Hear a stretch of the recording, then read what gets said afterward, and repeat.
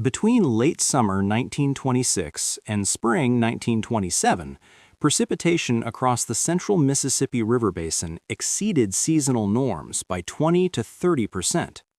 The Mississippi River and its major tributaries, the Missouri, Ohio, Arkansas, and Red Rivers, drain approximately 1.2 million square miles of continental interior. By early 1927, levee systems along the lower Mississippi, constructed between 1882 and 1926 under the levees-only policy, extended for over 1,800 miles and reached heights of 18 to 25 feet. These earthen barriers were designed to contain spring floods based on historical discharge rates. River management protocols assumed seasonal peaks would remain within documented ranges. The Mississippi River system drains 41% of the continental United States, collecting runoff from 31 states and 2 Canadian provinces. By 1927, the lower Mississippi floodplain supported approximately 930,000 residents across Arkansas, Louisiana, and Mississippi. Agricultural operations occupied an estimated 27,000 square miles of floodplain, producing cotton, corn, and soybeans. Levee construction accelerated after the 1882 River and Harbor Act, which allocated federal funds for flood control. The Mississippi River Commission, established 1879, adopted a containment strategy that relied exclusively on raised earthen levees to confine floodwaters within the main channel. This approach rejected alternative flood relief methods such as spillways, bypass channels, or reservoir systems. Settlement density increased steadily behind levee lines. Between August 1926 and April 1927, rainfall totals across the Ohio and Mississippi valleys exceeded 150% of the 30-year average. In August 1926, the Cumberland River Basin received 9.5 inches of rain in 48 hours. September precipitation in the lower Mississippi Valley measured 11.3 inches, compared to a normal 3.2 inches. Soil moisture content reached saturation levels by October 1926. December rainfall across the Arkansas and White River basins totaled 13.8 inches. January 1927 brought an additional 8 inches to the lower Ohio Valley. Continuous precipitation prevented seasonal soil drainage. By March 1927, snowmelt from northern tributaries combined with ongoing rainfall across southern portions of the basin. On March 25, 1927, the Mississippi River at Cairo, Illinois, measured 56.2 feet, exceeding flood stage by 16.2 feet. Discharge rates at Vicksburg, Mississippi, reached 1.85 million cubic feet per second on April 15, compared to typical spring flows of 1.2 million cubic feet per second. The Arkansas River contributed an additional 400,000 cubic feet per second. Tributary confluent zones along the lower Mississippi experienced synchronized peak flows.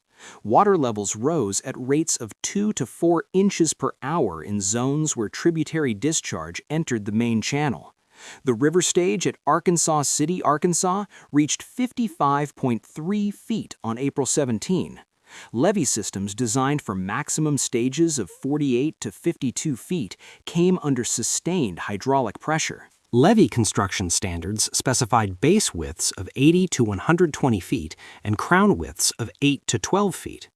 Earthen embankments consisted of compacted clay and silt excavated from adjacent borrow pits. Seepage barriers were absent in most sections constructed before 1920. As river stages exceeded design thresholds, hydraulic gradients increased across levee cross-sections. Water infiltrated embankment foundations through permeable sand lenses and former riverbed deposits.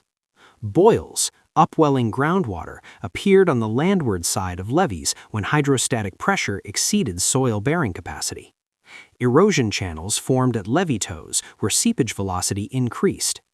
Levee patrols documented 145 active boils along a 50-mile section near Greenville, Mississippi by April 18.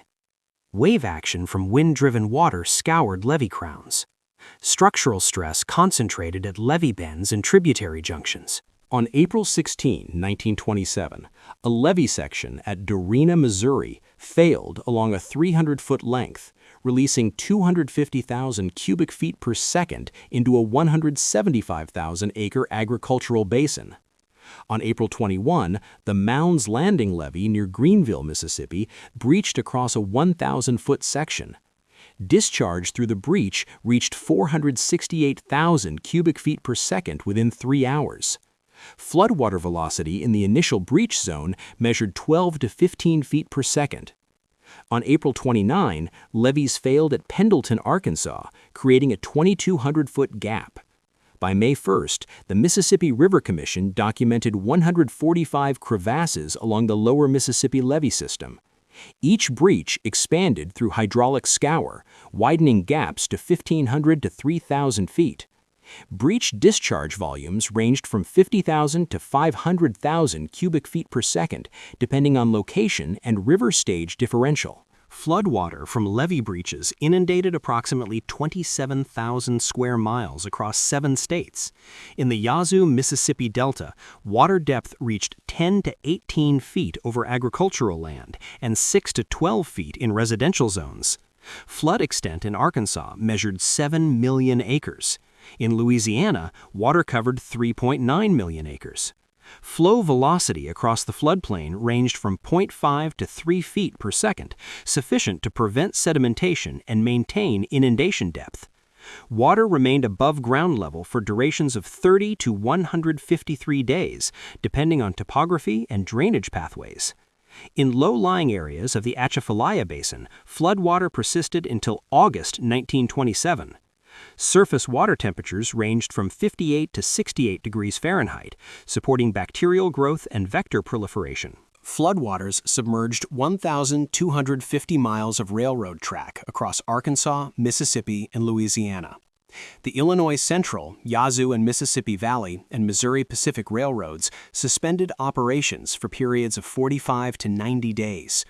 River navigation ceased on the Mississippi River between Cairo and New Orleans from April 22 to June 10, 1927. Agricultural losses totaled an estimated $102 million in cotton, $35 million in corn, and $18 million in livestock.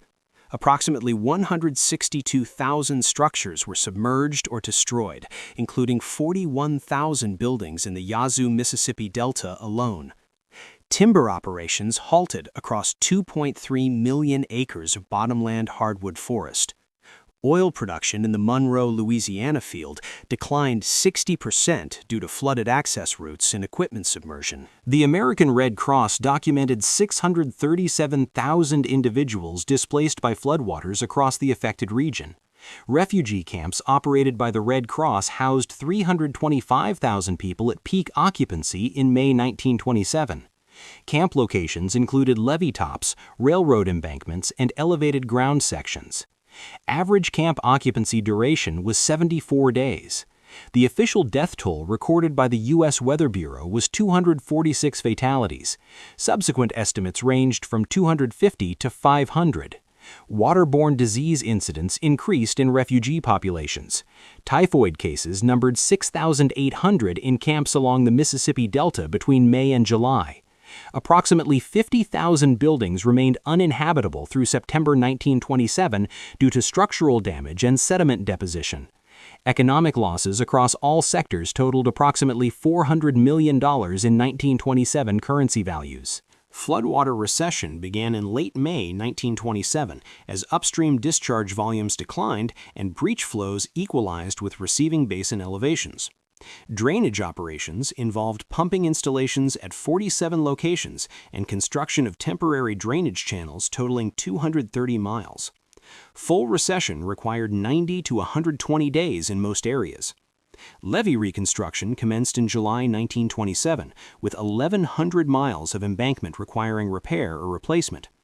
The U.S. Army Corps of Engineers supervised reconstruction under emergency appropriations totaling $325 million. The flood prompted federal policy review.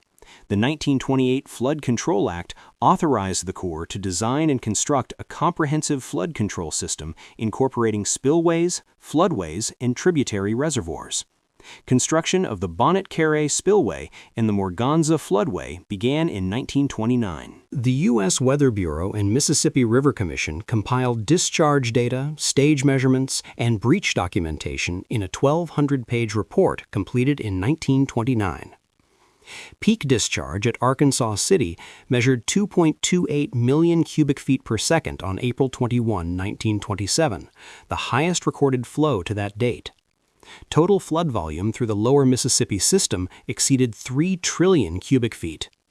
The event established precedent for federal responsibility in large-scale flood control. Hydrologic records from 1927 informed subsequent levee design standards, spillway capacity calculations, and flood frequency analysis.